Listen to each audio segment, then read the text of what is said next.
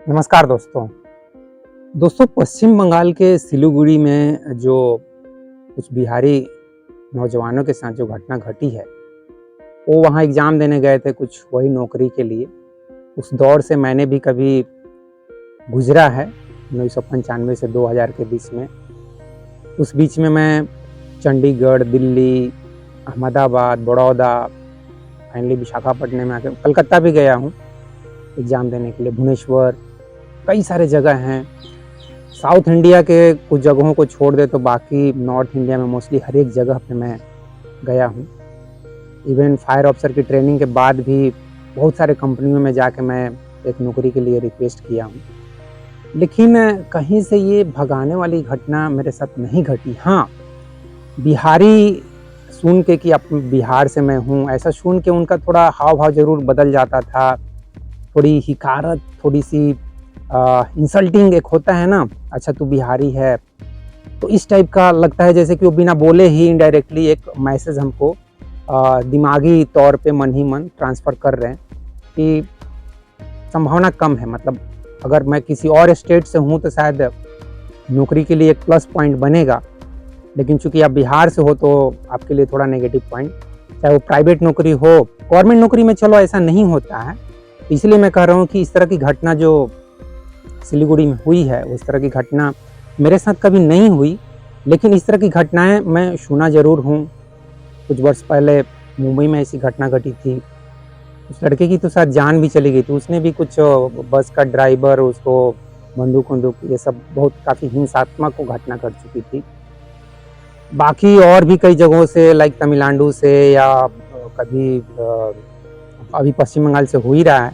Anyway, ये सब चीज़ें ज़्यादा डिटेल्स में डिस्कस करने का कोई लॉजिक नहीं है। मैं कोई नेता नहीं हूँ कि मैं इस तरीके के बातों पर ममता बनर्जी के बारे में उल्टे सीधे बात करने लगूँ, बयान देने लगूँ और उस बयान से मुझे वोट बैंक बढ़ेगा, है ना। तो मेरे पास ऐसा कुछ वोट बैंक बनाने की मुझे कोई ज़रूरत नहीं है। मैं एक आपके जैसा एक आम इंसान हूँ। क्योंकि इच्छा हो गई कि यार हमारे दोस्त, भाई, बंधु, बहन जो भी हो, वो लोग दुख तकलीफ में जी रहे हैं, गरीबी, बेरोजगारी, अशिक्षा, भुखमरी, इन सब समस्याओं को फेस कर रहे हैं। तो उसके बारे में मैं जो कुछ अनुभव करता हूँ, जो कुछ भी एक विवेक रखता हूँ, एक समझ रखता हूँ, उस समझ को थोड़ा सा शेयर कर देना चाहता हूँ। और उसी पर्पज़ से, जैसा कि मैं बार बार बोलता हूँ, उसी पर्पज़ को पूरा करने के लिए मैंने किताब भी लिखा और उसी पर्पज़ से मैं यूट्यूब पे वीडियो भी अपना चेंज इंडिया पर बनाता हूँ। तो इस संबंध में भी मैं ज़रूर कुछ अपनी समझ रखना चाहूँगा, कुछ अनुभव रखना चाहूँगा, कुछ प्रतिक्रिया देना चाहूँगा। देखो दोस्तों, मेरा जो अनुभव है, उस अनुभव के आधार पर मैं यही कहूँगा। आपको थोड़ा सा मैं नास्तिक जैसा लग सकता हूँ। मैं बहुत पहले ही भगवान के बारे में भी मैं मान लिया कि भगवान भी गरीबी, बेरोजगारी को दूर करने में असफल हो चुका है। भुखमरी हो, चाहे अज्ञानता हो, चाहे अशिक्षा हो, अंधविश्वास हो, उसको दूर करने के मामले में भगवान भी असफल हो चुका है। आप मुझे शायद बहुत से लोग इस वीडियो को यहीं पे स्टॉप कर देंगे, मुझे कोई फ़र्क नहीं पड़ता है। मेरे को अगर 40, 50, 100 व्यूज़ आते हैं तो मैं सोचता हूँ कि ठीक है यार, इतने लोगों ने देखा ना। तो इस बात से आप अंदाज़ा लगा सकते हो कि मैं जब भगवान से भी उम्मीद नहीं रखा, बहुत जल्दी उम्मीद छूट गया। 16-17 साल की उम्र में जब मैं एग्ज़ाम देना शुरू किया, कुछ कंपटीशन के, खासकर आईआईटी और इंजीनियरिंग ये सब के, तो उसमें मुझे जब असफलता मिली 1 साल के अंदर, तो मेरे पिताजी ने भी हाथ खड़े कर दिए भाई। जॉइंट फैमिली में नहीं हाथ खड़े कर दिए, जबकि मैं क्लास में अच्छा खासा मतलब पढ़ाई कर रहा था। अपने हाई स्कूल का मैं टॉपर रहा हूँ और कॉलेज में भी, सरकारी स्कूल कॉलेज में, प्राइवेट कॉलेज में नहीं। जैसा स्कूल में मेरा बच्चा पढ़ा है वैसा स्कूल की मैं बात नहीं कर रहा हूँ। चैतन्य नारायणा और फिरजी जैसे स्कूल की मैं बात नहीं कर रहा हूँ। सरकारी स्कूल, चाहे वो शहर का हो चाहे गाँव का हो। तो जब पिताजी भी हाथ खड़े कर देते हैं, मतलब आप उम्मीद कर सकते हो कि जिसका 18 साल 17 साल की उम्र में पिताजी भी बोल देते कि यार मुझे नहीं मालूम है तुम पढ़ोगे नहीं पढ़ोगे। क्योंकि जब आपको सफलता मिलती है ना, तो आपके क्लोज से क्लोज रिलेटिव भी हाथ खड़े कर देते हैं। खासकर माँ के बारे में कुछ नहीं बोलूँगा यहाँ, लेकिन पिताजी से मेरा बहुत पहले ही दिल टूट गया, बहुत जल्द दिल टूट गया। और ऐसा दिल टूटा कि मैं उनसे समझ लो कि पैसे मांगना भी बंद कर दिए थे। अपना ट्यूशन व्यूशन पढ़ाए, सब काम किए, मैंने स्ट्रगल किया, 3-4 साल स्ट्रगल किया। हाँ, वो 3-4 साल मैंने जो स्ट्रगल किया ना, वो मुझे मतलब क्या बोलोगे, मौत के करीब तक एक तरह से। एक बार मैं मतलब सुसाइड भी करने के बारे में विचार आ गया था, मतलब इतना फ्रस्ट्रेट हो गया था। बस 3-4 साल के अंदर इतना फ्रस्ट्रेशन कि यार मैं इमेजिन करके डर जाता था, मुझे अगर नौकरी नहीं मिलेगी तो क्या होगा। मतलब क्या मैं अपने पिताजी के जैसा ऐसा ही एक स्ट्रगलिंग लाइफ, और मेरे अगल बगल में जो लाखों लोग, हजारों लोग स्ट्रगलिंग लाइफ जी रहे हैं, दुख तकलीफ में जी रहे, वैसा ही लाइफ मैं भी जीऊंगा। ये जैसे ही मैं कल्पना करता था, इस कल्पना के मैं डेप्थ में जब मैं चला जाता था, तब मैं विचार शून्य हो जाऊंगा। वही मतलब आप एक खुशी की अवस्था में भी विचार शून्य हो सकते हैं, जिसको ध्यान की बात करते हैं, आनंद महसूस होता है, ऐसा मतलब बात करेंगे आध्यात्मिक लोग। मैं बता दूं, मैं आध्यात्मिक नहीं हूँ, ठीक है, मैं एक नॉर्मल इंसान हूँ आपके जैसा। तो मुझे ध्यान में भी इतना कोई ज्यादा इंटरेस्ट नहीं है कि मैं गौतम बुद्धा के जैसा एकदम संकल्प ले लूंगा कि सबको विपासना ये वो कराऊंगा और ध्यान ही मार्ग है। नहीं, मैं ऐसा मान के नहीं चलता हूँ कि ध्यान से ही मुक्ति मिल जाती है, या आचार्य प्रशांत जो लेक्चर देते रहते हैं ना कि ये करो वो करो उससे मुक्ति मिल जाएगी। मैं आचार्य प्रशांत के भी बातों को 2 कौड़ी की ज्ञान बोलता हूँ, कितने सारे मैं शॉर्ट्स भी ऐसा बना चुका हूँ। तो देखो दोस्तों, मैं अपने एक्सपीरियंस से यही कहूँगा कि गरीब घर में पैदा हुए हो, जैसे कि मेरे माँ बाप गरीब, ठीक है, तो अगर गरीब घर में पैदा हुए हो तो आपको दुख तकलीफ होगी ही होगी, आपको गाली दिया ही जाएगा। जो घटना आप पश्चिम बंगाल में देखो हो वैसी घटना घट सकती है। मेरे साथ वैसी घटना नहीं घटी है, लेकिन हाँ, मुझे एक एक्सपीरियंस याद है कि मैं फायर ऑफिसर की सर्टिफिकेट लेके एक व्यक्ति ने जब मुझे बुलाया था बड़ौदा में, और मैं जब उसके पास गया, वो वहाँ पे कोई फायर डिपार्टमेंट अच्छा पोस्ट पर थे, तो वो बोले कि यार आपको आसानी से मैं नौकरी दिलवा दूंगा, आ जाना। उनसे नागपुर में भेंट हो गई थी, तो मैं उनके विश्वास पे चला गया, और वहाँ गया तो मुझे इस तरीके से मतलब जैसे क्या बोलूँ, कुत्ते के जैसा, दुत्कारने जैसा मेरे साथ कुछ बिहेव किया गया। तो मुझे बहुत बुरा लगा यार। मैं सोचा कि यार कम से कम मुझे प्रॉमिस तो मत करते कि आ जाओ तो ये 4-5 हज़ार की नौकरी या क्या है, कहीं ना कहीं नौकरी मिल जाएगी। और मैं 2-3 हज़ार की नौकरी भी, मतलब 1999 के समय की बात कर रहा हूँ, 2-3 हज़ार की भी नौकरी कुछ भी दिलवा दो यार, सिक्योरिटी गार्ड की ही कुछ नौकरी दिलवा दो। ऐसे तो फायर ऑफिसर की training national fire service college से कर लिया, कुछ भी नौकरी दिलवा दो। तो उस व्यक्ति ने इस तरीके से व्यवहार किया कि मुझे काफी बुरा लगा यार। मतलब किसी को ऐसे वादा नहीं करना चाहिए, किसी को प्रॉमिस नहीं करना चाहिए कि मैं आ जाइए मैं आपको नौकरी दिलवा दूंगा। तो बेसिकली मैं यही कहना चाहता हूँ कि अगर आपके माँ बाप गरीब हैं, तो इसका कहने का मतलब आप गरीब घर में पैदा हुए हो, तो आपको इस तरह का तकलीफ सहना ही पड़ेगा, आपको इंसल्ट होना ही पड़ेगा। वहीं आपके माँ पिताजी मान लो IAS हैं, IPS हैं, इतना आसानी से आपको कोई तकलीफ दे पाएगा क्या? आपको थप्पड़ लगा पाएगा? आपको उठ बैठ करा पाएगा? मेरे पिताजी अगर IAS होते तो इस तरीके का व्यवहार मेरे साथ कर पाता, या मैं एक 2-3 हज़ार की नौकरी के लिए मारा मारा फिरता क्या? नहीं फिरता ना। तो ऐसा गरीब के साथ होना ही होना है। अगर आपको मुक्ति चाहिए तो मुक्ति ले लो। गौतम बुद्धा ने रास्ता बताया है, श्री कृष्ण ने रास्ता बताया, आचार्य प्रशांत चिल्ला चिल्ला कर रास्ता बता रहे हैं कि ये कर लो, ऐसा मुक्ति मिल जाती है। फॉलोअर बन जाओ ना, फॉलोअर बनो या उसके गुरु बन जाओ। मैं तो अपने को गुरु मानता हूँ यार। आचार्य प्रशांत हो, श्री कृष्ण हो, गौतम बुद्धा हो, किसी का भी मैं फॉलोअर नहीं हूँ, ठीक है। मैं बहुत पहले ही सोच लिया कि मैं बनूंगा तो किसी का गुरु बन सकता हूँ यार। किसी ने मेरे ऊपर कमेंट कर दिया था, मैं रजनीश की जब पहली पुस्तक पढ़ा था संभोग से समाधि की ओर, तो एक दोस्त ने कमेंट कर दिया कि लगता है अभी अभी विनोद खन्ना के जैसा अब उसका चेला चपाटी बन जाएगा, फॉलोवर बन जाएगा। उस समय उम्र मेरी वही 18-19 साल की थी। मुझे उसकी बात इतनी बुरी लगी कि मैं उसको बोल दिया यार मैं क्यों आचार्य रजनीश का फॉलोवर बनूंगा। वो चाहे तो मेरा फॉलोवर बन जाए, वो मेरा चेला बन जाए, मैं क्यों उसका फॉलोवर बनूंगा। तो जो लड़का मतलब बहुत पहले ही ये फैसला कर चुका है कि मैं मतलब भगवान के बारे में, जैसा कि मैं बताया कि भगवान भी जब मेरे माँ बाप की गरीबी, बेरोजगारी और दुख तकलीफ दूर नहीं कर पाया, तो मेरी कैसे दूर करेगा। मेरी माँ तो इतनी कोई बुरी औरत नहीं है, मेरे पिताजी भी इतने कोई बुरे इंसान नहीं है।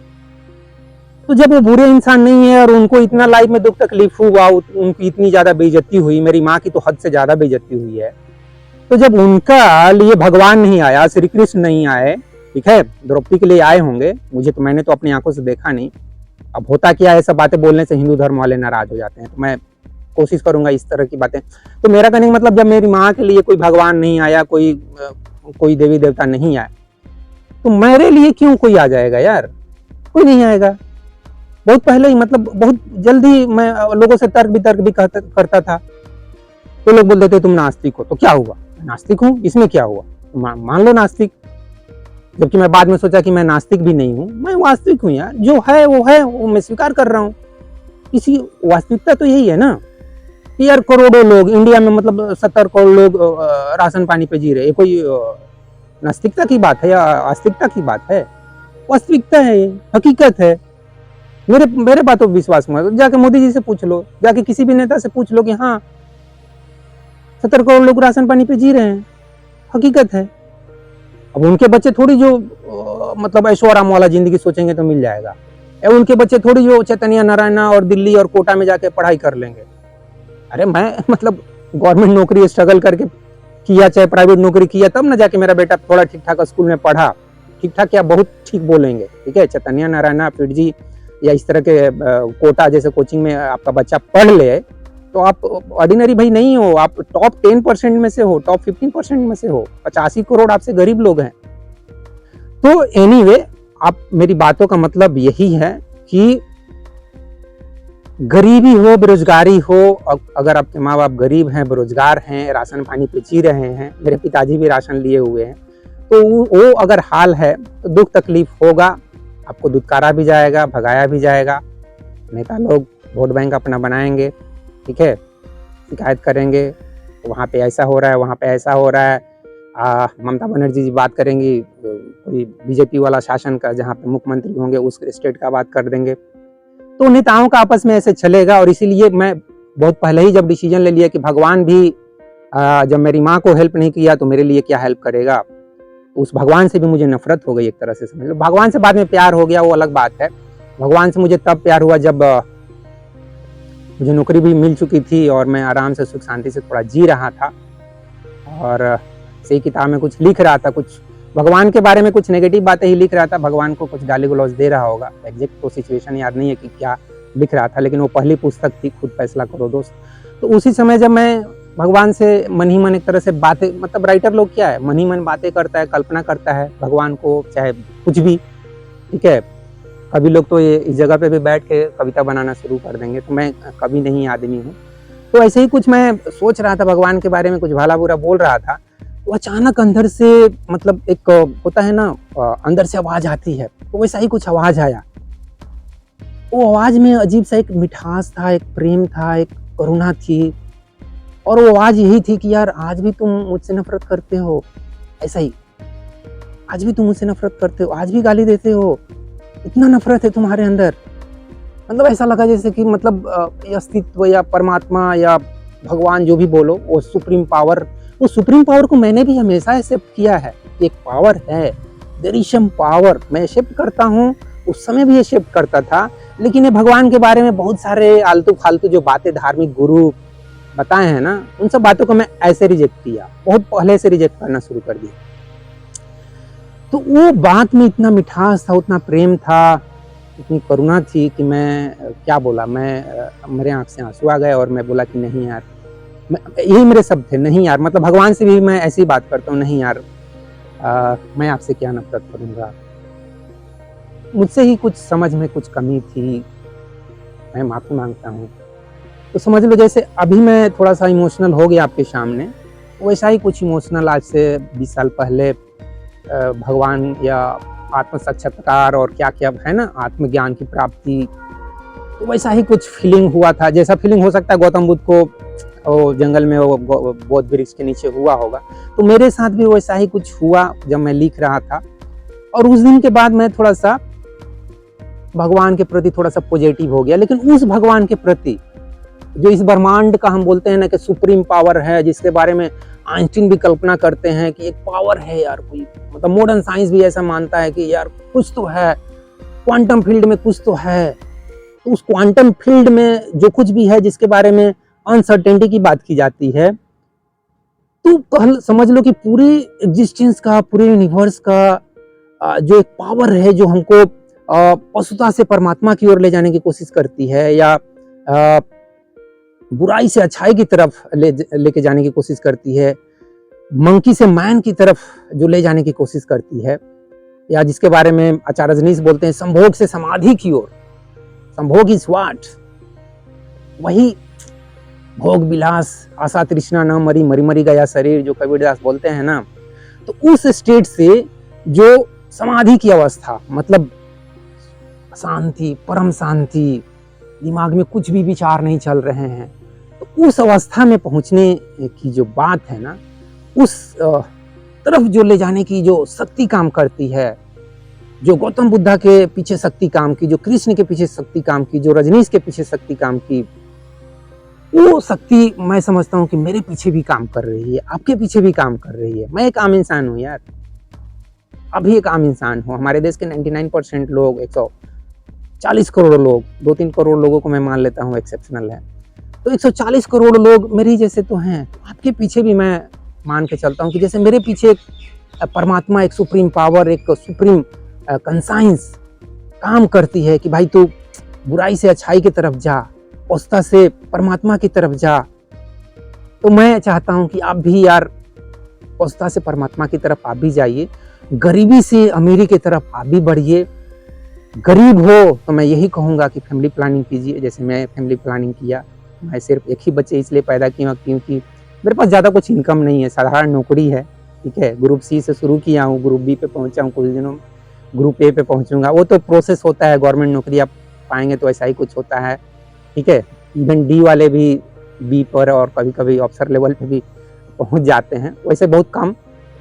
तो मेरा कहने का मतलब ओवरऑल यही है दोस्त कि संघर्ष तो करना पड़ेगा। मैं खुद संघर्ष किया हूँ भाई। आपको कैसे मैं बोल दूँ कि भगवान पे विश्वास करो, या कोई नेताजी पे विश्वास करो, मोदी जी पे विश्वास करो, या किसी कल की अवतार पे विश्वास करो कि वो पैदा होंगे और सिर्फ 1 साल के अंदर या 1 महीने के अंदर सब कुछ ठीक कर देंगे। मैं कभी ऐसा बात नहीं बोलूँगा। मैं हमेशा वही बोलूँगा जो मेरा अनुभव है, जो मैंने स्ट्रगल किया। मैं आपसे भी वही कहूँगा, आप भी स्ट्रगल करो। सफलता मिल सकती है, नहीं भी मिल सकती है, नहीं मिलेगी। शादी करना, बच्चे मत पैदा करना, ज़्यादा मैं ये बोल सकता हूँ, ताकि तुम्हारी गरीबी तुम्हारे बच्चे में ट्रांसफर ना हो। या करना भी तो 1 से ज़्यादा मत पैदा करना, ताकि ज़्यादा बच्चों को आप गरीब मत बनाओ। तो मैं तो यही कहूँगा दोस्त। बाकी नेता लोग जो बोलते हैं वो बोलेंगे, आचार्य प्रशांत अपने तरीके से जो कुछ बोलना है वो बोलेंगे, लेकिन मेरा तो यही अनुभव है कि गरीबी बेरोजगारी में भाई आपको स्ट्रगल करना पड़ेगा, संघर्ष करना पड़ेगा। करोगे तो हो सकता है कुछ मिल भी जाए, कर्म करोगे तो हो सकता है फल की प्राप्ति हो भी जाए। जैसा श्री कृष्ण कहते हैं कि फल की चिंता मत करो, कर्म पर तुम्हारा अधिकार है। तो मैं भी यही कहूंगा कि फल पर आपका अधिकार नहीं है, कर्म पर आपका अधिकार है। तो कर्म कीजिए, फल मिल भी सकता है, नहीं भी मिल सकता है। मिल जाएगा तो थोड़ा आपका लाइफ बेटर हो जाएगा। जैसे मैं एक बेटर लाइफ जी रहा हूँ, या मेरा बेटा मेरे से भी बेटर लाइफ जिएगा, क्योंकि वो एक IITian है भाई। जो पैकेज आज मैं 25 साल नौकरी करने के बाद भी नहीं उठा पा रहा हूँ, वो पैकेज से वो ज्वाइन कर रहा है। समझ सकते हैं ना।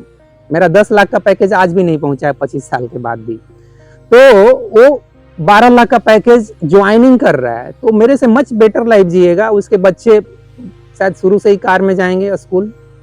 मैं कामना करूंगा कि हर एक गरीब का बच्चा इतना इंटेलिजेंट बने कि कल जाकर उसका बच्चा भी डॉक्टर बने, इंजीनियर बने, IAS बने, IPS बने, CA बने, कुछ बड़ा वाला बने, और उसका बच्चा कार में जाए स्कूल, और उसका बच्चा और भी एलोन मस्क बने, बिल गेट्स बने। तो दोस्तों और मैं ज़्यादा भाषण नहीं दूंगा, शायद ये भाषण कुछ ज़्यादा हो रहा है। तो इस वीडियो में बस इतना ही दोस्तों। जय हिंद, जय भारत और जय विश्व, जय भगवान। Thank you very much friends इस वीडियो को देखने के लिए।